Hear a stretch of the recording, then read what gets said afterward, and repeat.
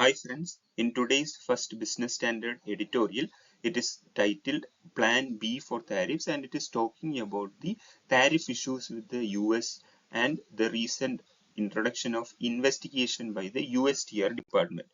Since US Supreme Court struck down the reciprocal tariff imposed by President Trump, they have been looking for other ways to impose tariffs on the other countries. So just a recap, we know that on April 2, 2025, it is termed Liberation Day by the President Trump's team, and on that day, the reciprocal tariffs were introduced on a set of countries with which US was running trade deficits. They used National Emergency Economic Powers Act, which is a 1977 US law that grants the president broad authority to regulate international commerce and financial transactions during a declared national emergency. But as we saw on February 20th, nearly 10 months after that, US Supreme Court struck it down. It said that the power to regulate import belongs to the Congress and not with the President.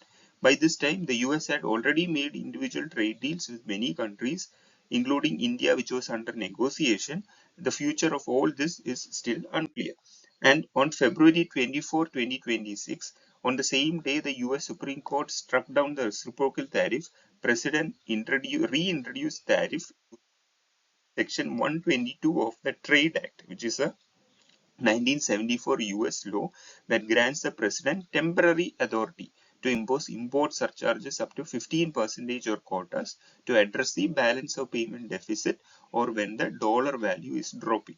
But the problem is that this law is only allowed for 150 days, after which the extension is to be again done by the Congress. 24 days has already passed since February 24, and they are looking for other avenues, which brings us to the current topic, that is on March 11, 2026, just a few days back, the United States Trade Representative initiated investigation under Section 301 of the Trade Act 1974. Now, this section allows the USTR. USTR is basically the department, a cabinet level department working under President Trump that looks into the import, export, etc. So, this section allows the USTR to investigate and respond to unfair foreign trade practices that burden US commerce, like the one US is accusing right now, which we will see in a moment, and its remedies. If they find out that such unfair practices, trade practices exist, then its remedy include tariffs, reintroducing tariff among other options. So that is one reason why they are so keen on this investigation. Now, the government is doing two sets of investigation, the USTR. One is based on excess capacity. It is imposed on 16 economies, and what the government is saying is that such 16 economies, those countries are overproducing the goods than what is needed for the domestic or global demand, and using state subsidies, state-owned enterprises, market barriers, suppressed wages, reduce labor or environmental standards, etc. So this discourages the US manufacturing industries from flourishing, and it runs a persistent US trade deficit.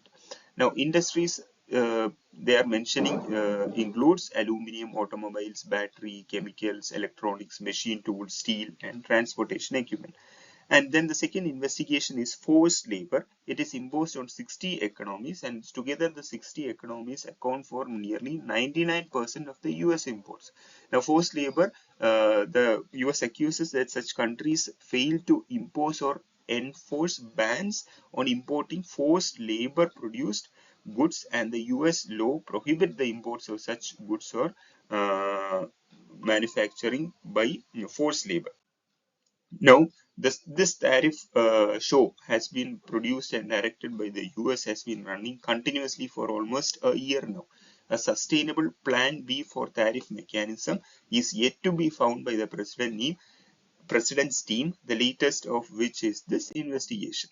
Now, if you look closely, China is the right candidate for this USTR investigation, that falls under this investigation. In China, government uses state capital through subsidies and other measures to deliberately produce more goods than what is needed for the domestic demand, so that they can focus more on export.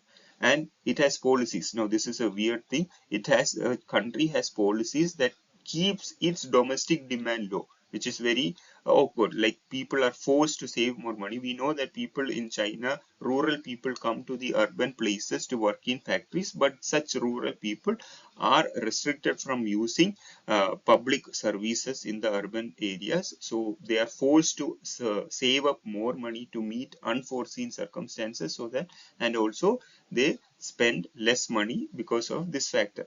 And also there is generally weak social safety net, stagnant wages, and high unemployment. Now, the Chinese government compels Uyghurs and other Muslim minorities in its Xinjiang province for forced labor in factories, farms, and supply chains for cotton, solar panels, apparel, and aluminum. Now the US is accusing India also, but India doesn't depend on the export of goods for the country's growth. Services, yes, but goods definitely not. India has a current account deficit. It imports more than what it exports, forcing the country's foreign exchange reserves to bridge that deficit. If India, as the US accused, was exporting more, then it would be running a current account surplus with high buildup of foreign exchange reserves. Yes, with respect to US, India runs a trade surplus, but it is nothing when compared to China.